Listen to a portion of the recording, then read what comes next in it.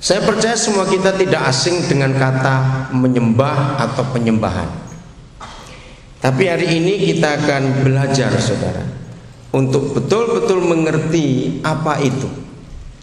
Ada satu hal yang perlu kita miliki dalam kehidupan kita, adalah merubah konsep berpikir atau paradigma.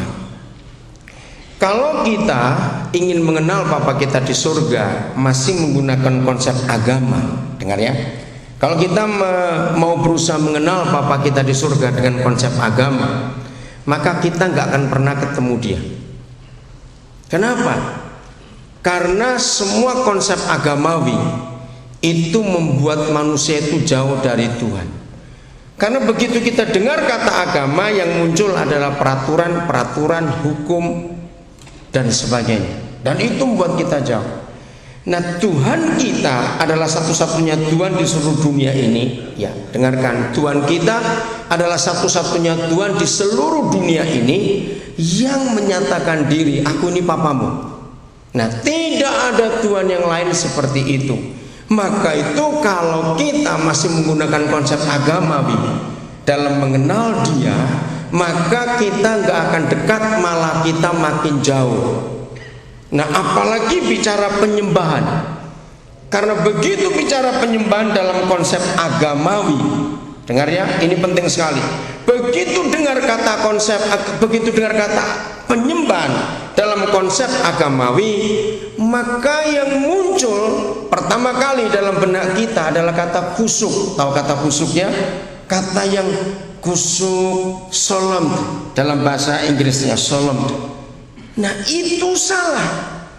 Semua kita lihat sekarang Mazmur 100. Buka Mazmur 100. Pendek sekali pasal itu. Nah, saya minta semua baca, jangan lihat saya, lihat kitab saudara. Ya, Mazmur 100 semuanya. Jangan tayangkan di situ. Saya itu di gereja paling tidak suka ada PowerPoint Alkitab. Itu buat orang Kristen malas bawa Alkitab. Berdosa besar, saudara. Kalau saudara ke gereja tidak mau bawa Alkitab, ngapain? Ya, atau saudara sudah ada di handphone ada, kenapa nggak mau bawa juga? Jangan ditayangkan. Nggak ada ya, awas. Saya tidak setuju.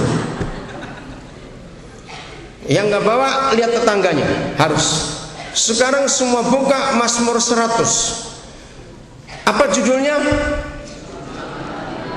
Ya, pujilah Tuhan di dalam baitnya. Nah, itulah satu-satunya pasal dalam seluruh perjanjian lama. Saya ulangi, itulah satu-satunya pasal dalam seluruh perjanjian lama. Dengar ya, yang menuliskan dan memberitahukan bagaimana liturgi ibadah yang benar. Jadi di seluruh pasal perjanjian lama tidak ada satupun pasal yang menuliskan bagaimana waktu kita menghampiri Tuhan. Hanya Mazmur 100 itu yang menuliskan. Oke? Pujilah Tuhan dalam baitnya. Berarti kita sedang apa? Kalau ada kata pujilah Tuhan dalam baitnya, kita sedang apa? Ayo. Sedang berbakti, sedang beribadah. Pujilah Tuhan dalam baitnya. Oke? Saya beri waktu 1 menit, baca dengan cepat seluruhnya. Enggak usah bersuara, dalam hati aja. Ya. 5 ayat ini pendek sekali. 1 menit. Ya, baca baik-baik. Kita akan menemukan kebenaran yang luar biasa. Oke, cukup. Saya beri pertanyaan begini, jawab baik-baik. Menurut aturan surga, kalau kita sedang masuk ke rumah Tuhan, karena ke dalam baitnya kita memuji Tuhan, itu senyap atau ribut? Cepat baca baik-baik.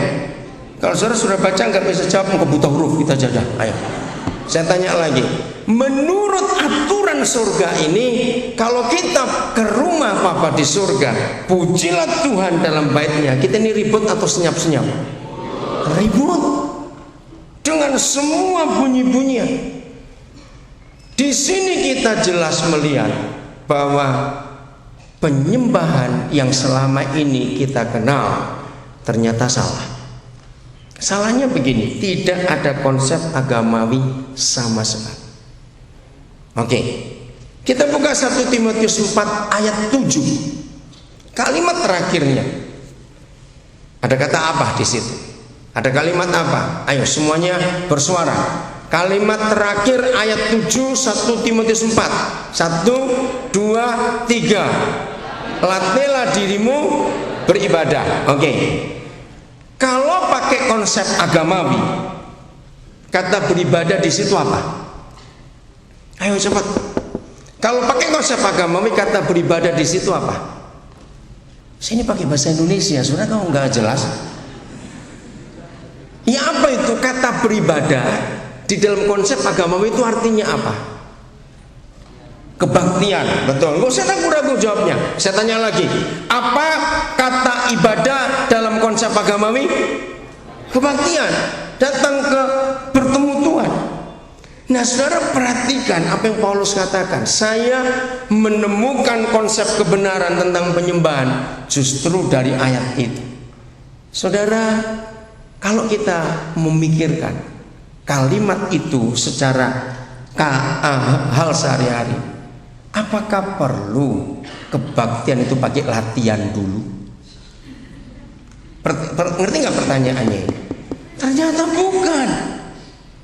Jadi di dalam hubungan kita dengan Bapa di surga tidak ada sama sekali unsur agamawi. Semua agama di dunia kalau jumpa Tuhan mereka masing-masing harus kusuk, tidak boleh ribut. Tapi Papa kita maunya ribut. Kita di dalam hubungan dengan Dia disuruh pakai latihan dulu. Nah, sekarang kita ketemu tengah-tengahnya Yohanes 4 ayat 24. Ya. Kita lihat ayat ini. Kalau saudara bisa menangkap dua ayat ini, maka saudara akan betul-betul tahu bagaimana Tuhan itu bekerja dalam kehidupan kita. Dikatakan apa itu? Tuhan kita itu siapa? Tuhan kita itu roh. Nah, tegas sekali karena Tuhan kita adalah roh. Maka kalau kita ada kata apa? Menyembah Dia, harus bagaimana?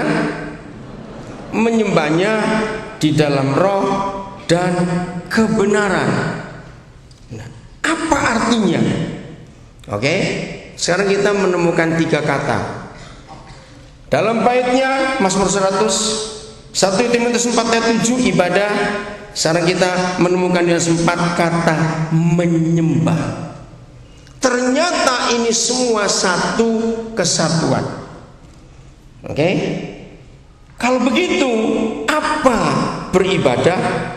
Apa masuk ke baitnya? Dan apa itu menyembah?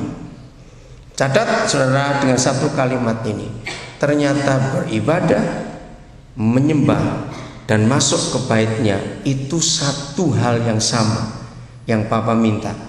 Tulis kalimat ini, hidup dengan Tuhan. Ya, lagi sekali catat, hidup dengan Tuhan itulah menyembah. Jadi the true worshippers yang kita bahas dalam tema ini itu bukan aktivitas secara fisik, bukan aktivitas secara agamawi, bukan sebuah kegiatan rohani, tidak. Tetapi the true worshippers, penyembah yang benar, itu artinya hidup dengan Tuhan. Oke, sekarang saya mau ganti. Jadi semua kata menyembah di dalam seluruh Alkitab harus diganti dengan hidup dengan Tuhan. Masih Yohanes 4, saya akan membaca dengan cara ini, ayat 23. Ayat 23, dengarkan dulu cara saya membacanya. Tetapi saatnya akan datang dan sudah tiba sekarang, bahwa orang-orang yang ingin hidup dengan Tuhan dengan cara yang benar, agak panjang jadinya karena penyembah-penyembah. Saya ulangi, tetapi saatnya akan datang dan sudah tiba sekarang, bahwa orang-orang yang ingin hidup dengan Tuhan dengan cara yang benar akan hidup dengan Bapa